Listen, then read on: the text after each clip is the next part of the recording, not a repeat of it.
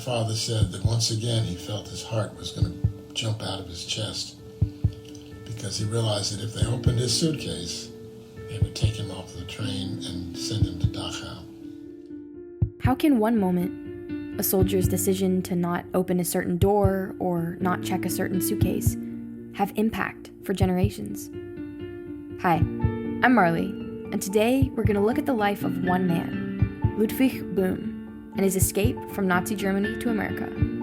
Welcome to the first episode of the Marley Podcast. The Holocaust is one of the most documented events of human history. It stands as a memorial to what can happen when human life is deemed inferior and worthy of extinction. The very word genocide was created in an attempt to describe the tragedy of the Holocaust, an event with millions of lives in its shadow. When we talk about the Holocaust, it's easy to get lost in the numbers. 6 million Jews, 500,000 German Jews, 125,000 German Jewish immigrants. However, if we let faces become statistics, the Nazis will have succeeded in what they were trying to do. In this episode, we're going to focus on a personal story. An ordinary man, one of the few Jews who was able to untangle himself from the tightening noose of Nazi Germany and immigrate to America to begin a totally new life. Ludwig's vision, choices, and also an assortment of miraculous moments were life-saving, and his legacy lives on today through the lives of many. To hear Ludwig's story, I had the pleasure of interviewing Dr. Frank Böhm, Ludwig's favorite and only child. Dr. Böhm is a recently retired OBGYN who loves reading biographical history, discussing human DNA, and chatting with friends over a neat glass of Angel's Envy whiskey. We sat in his beautiful wood-paneled office in his Nashville home, surrounded by books, trinkets, plaques, and a spoof People magazine his wife made for him on proud display, bearing pictures of him and the words, 1990, sexiest man alive. I began the interview by asking, my first question is, what kind of man was your father? Well, my father was typical German. His name included Ludwig Böhm. He wasn't a very gregarious kind of individual. He kept to himself. He's quiet. He was very highly principled, strict. He was a good man, a moral, ethical, kind, good husband, and a great father. Ludwig was born in 1903 and lived in Bamberg, Germany. In his free time, Ludwig enjoyed skiing, soccer, distance swimming, playing cards, partying, and women. Ludwig was well off and had his own home, car, motorcycle, and also a German shepherd. He was a successful and well-liked businessman. Yeah, he was a cool cat, as they say. Ludwig's family came from a long line of proud German ancestry and culture. He had 2 brothers, Kurt and Joseph, also known as Sepp. The Böhms were a loyal German family. Kurt fought for Germany in World War I and was killed in the Battle of Somme in 1916. Sepp also fought in World War I. Germany awarded both boys the Iron Cross First Class Medal for their bravery. But my parents were very loyal to Germany. That's all they knew. Germany was their home. It was their ancestors' home. And quite frankly, having been there many times myself now, I can understand why. It's a beautiful country. And the people were wonderful. They only became not so wonderful when Hitler rose to power. Things began to shift after World War I. After losing the war, Germany fell into economic depression. Humiliated by the blame and reparations forced onto them in the Treaty of Versailles at the close of World War I, the spirit of the German people fragmented into bitterness and resentment. This vacuum of national shame and anger allowed for Hitler and the Nazi Party to rise in popularity. Many Germans looked to Hitler as a strong leader who could restore German pride, power, and honor. Ludwig's father, Heinrich, often warned Ludwig against the herd mentality, urging him to think for himself. Just doing things because others were doing things wasn't necessarily the right way to do it. And he left my father with that, and I think that eventually saved his life. Unser deutsches Volk, Sieg heil! Sieg heil! Sieg heil! Ludwig went to a Hitler rally a year or two before Hitler became chancellor in 1933. He went to the rally in Nuremberg, which had thousands of people there, and what he heard alarmed him. He heard nothing but vitriolic statements about the Jew. The Jew was the cancer in Germany. It needed to be excised. It needed to be dealt with, removed. It was the cause of economic problems it started with the collapse of the stock market in America in 1929. But he blamed the Jew for everything. Ludwig was so alarmed at Hitler's rhetoric that he went to a bookstore the very next day and bought a copy of Mein Kampf, Hitler's autobiography. The book confirmed his fears about Hitler's intent. Chapter 11 of Mein Kampf reads, "Among our people, the personification of the devil as the symbol of all evil assumes the living shape of the Jew." He was alarmed. A lot of his friends said, well, this will pass, but Dad did not think so. Anti-Semitism began to rise in Germany. The Nazis were intentional and systematic in their dehumanization of Jews. Propaganda portrayed Jewish people as parasitical and subhuman. Jews were scapegoated as the reason Germany lost World War I. Segregation would later separate Jews from the rest of society, and their eventual deportation to ghettos, concentration camps, and death camps was met with little resistance. The Nazis categorized humans into a four-tiered hierarchy, with the perfect German Aryan race at the top and Jews at the bottom. Hitler was a proponent of social Darwinism, an ideology of fierce competition between peoples and the justified domination of the strong over the weak for the ultimate good of humanity. In 1935, the Nazis passed the Nuremberg Laws, which stripped German Jews of their citizenship and rights. Ludwig could feel the deepening waves of anti-Semitism. He and his brother Sepp were very close, and they ran a successful hat factory, Böhm Mützenfabrik. They sold caps all over Bavaria. They had a nice living, made a nice income, allowed him to have his own home, take trips to Switzerland to ski in the Alps, things like that. But as Jew hatred mounted in Germany, Ludwig began to receive cold shoulders from customers and friends. He had a lot of friends who started to shun him, didn't invite him to the soccer games they were playing. Customers stopped buying the caps, and my dad said, "This is not good. This is only going to get worse." And the more he listened to Hitler, the more he realized he needed to leave. Another wake-up call for Ludwig came in 1935, shortly before the Nuremberg laws which forbade romantic relationships between Jews and Aryans. One night, while sleeping in his Aryan German girlfriend's apartment, Ludwig was suddenly woken by a noise outside. It was the Gestapo, the secret police. He figured that the Gestapo wagon with the Gestapo officers coming out of the wagon and running up the stairs in his apartment, because he was on the third floor, were coming to get him. So he quickly put on his pants and his shirt. He said, "My heart was pounding so hard I thought it was going to come out of my chest."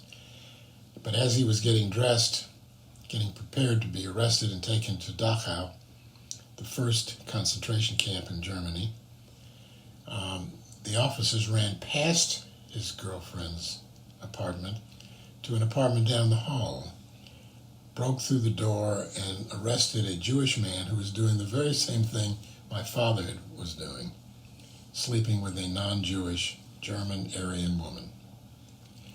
And as they took him downstairs, handcuffs, and pushed him into the back of the wagon of the Gestapo wagon, he realized that it was dangerous for him to continue this relationship. His girlfriend cooked him some breakfast, they kissed, he wished her a good life, and he left. Heartbroken, but he left. The incident was another wake-up call to leave Germany. It also prompted Ludwig to change his romantic tactics. Now, he would only date Jewish girls. Soon after that, he went to a garden party for young single Jews to meet each other. It was here that he met Ilse. And then my father met my mother, fell in love instantly. He said he was smitten immediately, and eventually convinced her to marry him. Ludwig and Ilse got married on December 25th, 1935, Christmas Day, the only day Jews could bet the Gestapo would leave them alone.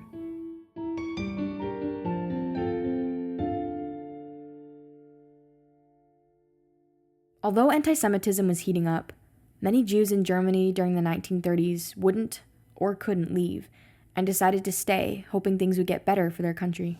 It was hard for him to leave his family, his business, his home, his life. I mean, anyone listening to this, if you think about leaving all of those things and going to a strange country where you didn't even speak the language, you can imagine that would be the most difficult thing to do.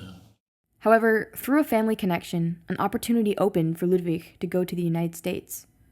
In the late 1800s, Ludwig's great-uncle, Joseph Frank, had immigrated from Germany to Cincinnati seeking wealth and opportunity in America. He later ended up in Nashville, Tennessee, where he met his wife. Joseph's son, Ernest, agreed to sign an affidavit for Ludwig to get his visa. Ernest also offered Ludwig a job in Nashville when he arrived, to work in the successful clothing store his father had passed on to him. The store was called Joseph Frank and Son. They had all met because Arthur and Ernest had gone to Europe to vacation like so many young people do, and they went to Germany to meet their cousin Ludwig. Wow. So they knew each other. So when Dad asked for an affidavit, he got it, and with enough paperwork, he was allowed to leave. In 1938, you could leave. It was because of the Franks that Ludwig was able to get out of Germany. Now, Ludwig and Ilse began the final process of leaving the country. But this was a very difficult ordeal. The Nazis set strict regulations on what Jews were allowed to take out of Germany, and Jewish immigrants needed approval from Nazi authorities for each personal item they took with them. Dad realized that he couldn't sell his house. Nobody would, but he had to just leave it. They took their jewelry and money and put it in a sack and threw it in the river, attached to a stone, so it would go to the bottom. They didn't want to leave it for the Germans, for the Nazis. Ludwig and Ilse promised Ilse's family that they would get affidavits to bring them to America as well, which they did, miraculously, a year later.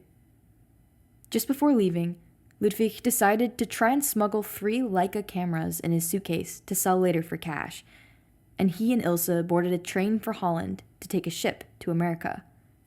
But they weren't out of danger yet.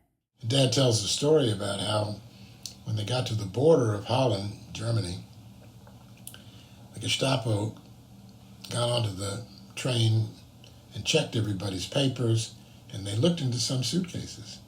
And my father realized that if they looked in his suitcase, they would find the 3 Leica cameras, which would have been against the law to bring out.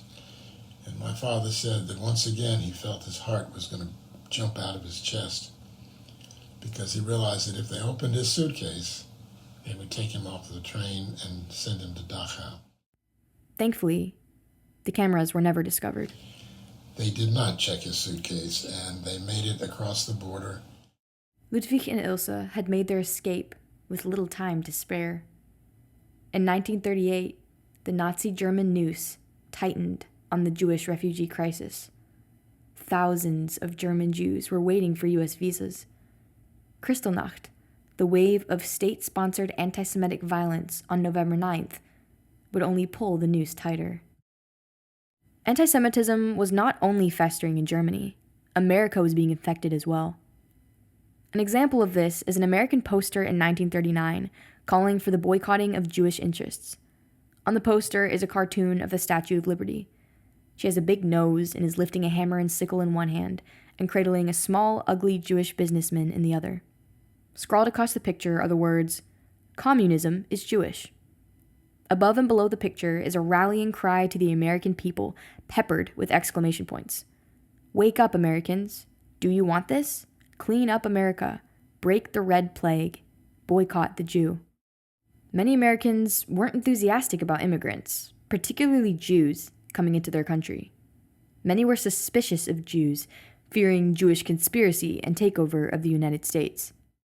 America's anti-immigration sentiment and laws set strict quotas on Jewish immigration. To make things worse, the U.S. often didn't fill all the available slots in issuing visas. This made it very difficult to immigrate to America. Hundreds of thousands of German Jews were put on waiting lists. Immigration became nearly impossible. In 1938, if you were a German Jew trying to escape to America, you had to join a waiting list, visit various government offices, and find one or more American sponsors. You had to gather various documents, including things like a visa application, birth certificate, tax document, medical clearance, police certificate, and an inventory list of everything you owned, down to each pillowcase and coffee spoon. You had to book a ship ticket and acquire visas, permits, and transit stamps if you were traveling through other countries. Finally, you had to interview with the American consulate, and if approved, you would receive a stamped visa in your passport to fill one of the coveted quota slots. In these harsh conditions, many Jewish refugees were unable to make it out. To make things worse, many Jewish refugees were denied entry into other countries. In 1939, for example, the SS St. Louis, a Hamburg American ship, arrived in the Havana harbor with 930 Jewish refugees. The ship was denied entry first by Cuba and then by America. Passengers were guarded so none could escape overboard, and 2 passengers even committed suicide. After frantic negotiation attempts, the ship was eventually sent back to Europe. The passengers had been close enough to see the lights off the coast of Miami, Florida. Of the 500,000 Jews living in Germany before Hitler took power, between 300,000 and 400,000 were able to escape the country. Less than 125,000 German Jews made it to America between 1933 and 1945. Ludwig and Ilse arrived in the U.S. in August of 1938, less than 3 months before Kristallnacht. In October 1941, Jewish immigration was forbidden, trapping over 160,000 Jews in the country. Most were eventually killed in ghettos, death camps, and concentration camps. As the noose began to tighten, Ludwig urged his brother Sepp and his family to flee Germany.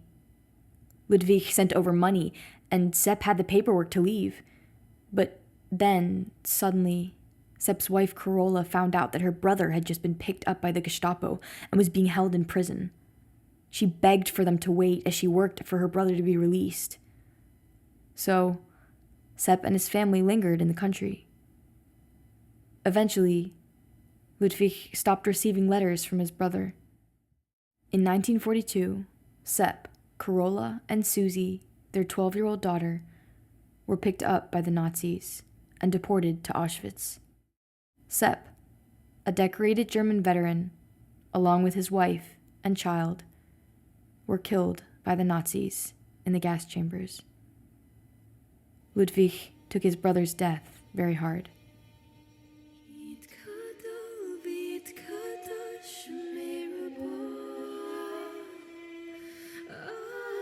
These are the opening and closing lines of the Mourner's Kaddish, a traditional Jewish prayer recited by those mourning the loss of a loved one.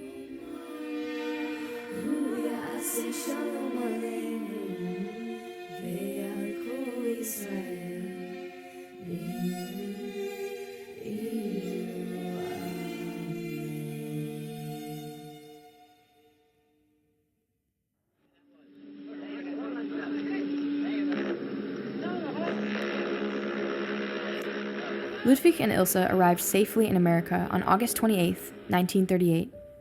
Their ship docked in the New York City harbor, and they were picked up by Ludwig's cousin, Arthur. A few days later, Ludwig and Ilse boarded a train for Nashville, Tennessee. Ludwig sold his cameras, which gave him enough money to begin a new life, and he rented an apartment. In his first days being a salesman, Ludwig put a cardboard sign around his neck which read, "I do not speak English well. Please bear with me." Life wasn't easy, starting completely from scratch in a new country away from the family and culture they loved back in Germany. They came in August. They said it was just insufferable, sticky and hot. They didn't like the fact that it wasn't cultural at all, like the Germany they left. However, Ludwig and Ilse eventually found several other German Jewish couples who had immigrated to Nashville, and this tiny community formed a tight bond. Slowly, Ludwig and Ilse learned English through classes, speaking with people, and reading newspapers.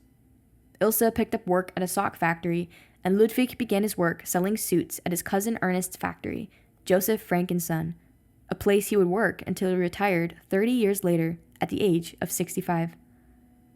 Ludwig treated everyone with respect and dignity, even selling suits to black customers, something seen as inappropriate in the 40s.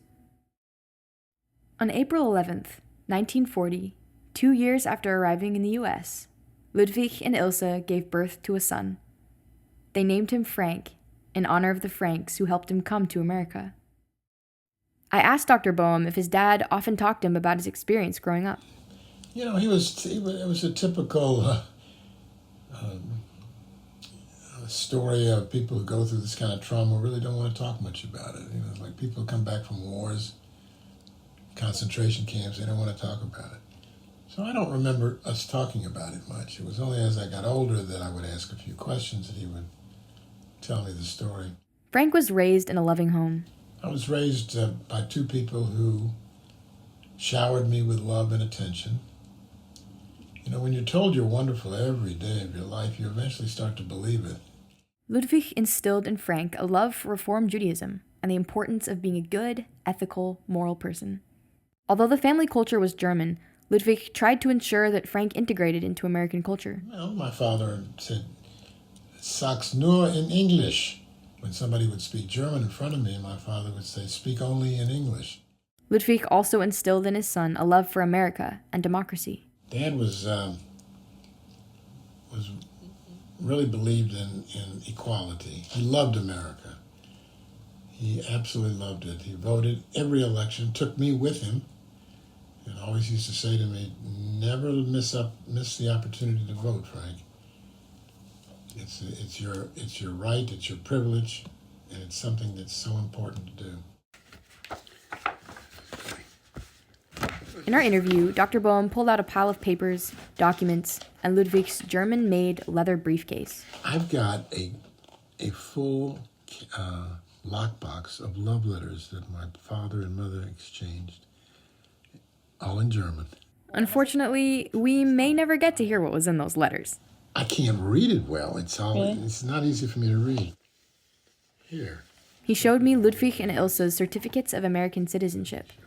On the yellowed documents, signed in 1945, you can read Ludwig's signature. Wow.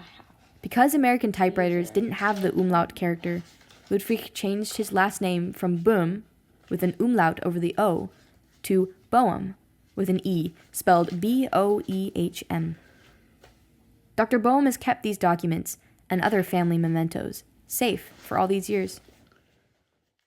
This is a picture of my mother's sister. After the interview, he took me into a room full of family pictures and explained to me the people and stories in them. And this is my father, my mother, and me. There's some stuff. My parents were able to bring some stuff over. He also showed me several family heirlooms his father was able to bring from Germany. Those plates. Ludwig lived a full and rich life. In 1988, Ludwig passed away at the age of 85. The senior rabbi of his temple wrote in his eulogy, "Ludwig Böhm knew that one is not promised time to prepare for death. Therefore, he prepared for it through the years by the quality of life that he lived. He prepared for it by living in such a way that when his time came, he had nothing to regret." Ludwig's legacy lives on through his family and the people he has impacted. I am especially interested in Ludwig's story because it is also my own family story. Dr. Frank Böhm is my grandfather. I exist because of the miracle of Ludwig's life, vision, escape, and success. Ludwig's determination and vision led to the preservation and creation of 24 lives, and counting. My grandfather, Frank, went on to become a successful OBGYN and delivered 10,000 babies. He was an early pioneer in the field of perinatal medicine, bringing modern obstetrics to Vanderbilt and the rest of the country. He has written over 250 scientific papers and 6 books. More importantly, he is a loving father of 3 and grandfather of 9. His son Thomas Böhm is currently both a professor of special education and the chair of the education department at a college in Illinois. He is also a founding director of a Center for Faith and Disability and a founding director of a Jewish-Christian Relations Initiative. Thomas has 5 children, I being one of them. To conclude, I wanted us to hear from the man himself. The following is footage from Ludwig's rehearsal dinner speech for his son, my grandfather's wedding, in 1987. He begins with a touch of self-deprecating humor. Because Frank hasn't got the southern accent yet, it's my fault. Further into his speech, Ludwig mentions his journey that brought them to the present moment and the deep love he and Ilse have for their son. To your growing years, we helped and guided you all this way. You are a wonderful son, and with mutual love and understanding, we love you. Ludwig's bravery and foresight have left a rich legacy of vision, Jewish life, and success that my grandfather carries, has passed down to my father, and that I hope to pass down to my own children one day.